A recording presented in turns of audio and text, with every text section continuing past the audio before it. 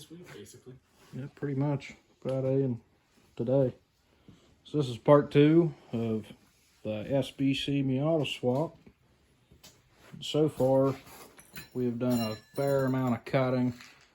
No welding yet. We're just trying to get everything to fit. All the stock airbox stuff is still going to fit with the firewall being cut. Down here you can see the paint marker where I've got some areas that I want to cut on a little bit more. But we've zipped the whole side rail down. That'll be welded solid. And I found these manifolds laying in the back of my pickup truck that just so happen to work out pretty well forward facing. Now, the sway bar gets in the way just a bit. We're going to move it down and reattach it with some spacers. Yeah, there you go. And this tube will run on the outside of the sway bar towards the front, and this one will run on the inside of the sway bar. That's another spot we marked out. Might need ground down a little bit. But I broke out some of my mock-up parts.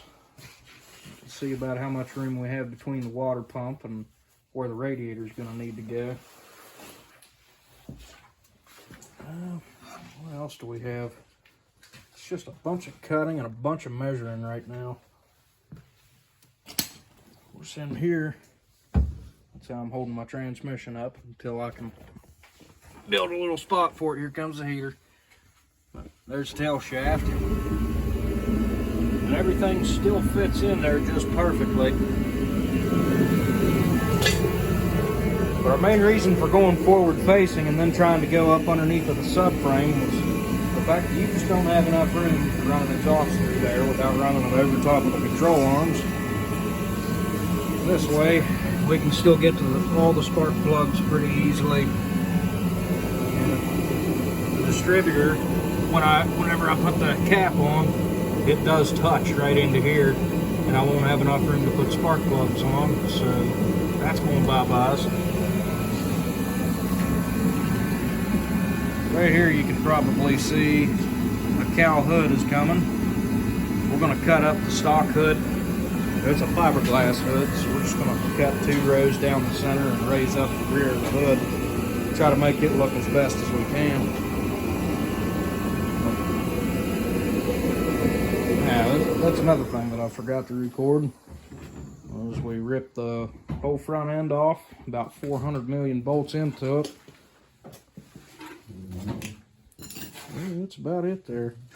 Yeah, go ahead and steer around there. I want to see if that hits. Actually, stop doing that because we're getting power steering fluid all over the place. Well, that's what we have. The motor's sitting. If you're looking at it, I could probably tell better than you can right now, but the motor is kind of leaning off to my left side right now. The passenger side. Yeah, passenger side. So, whenever I get to building the motor mount perches and putting the motor mounts on, we'll end up fixing that. That's all we got so far. So far, that's all we've had to do to really get it down in there.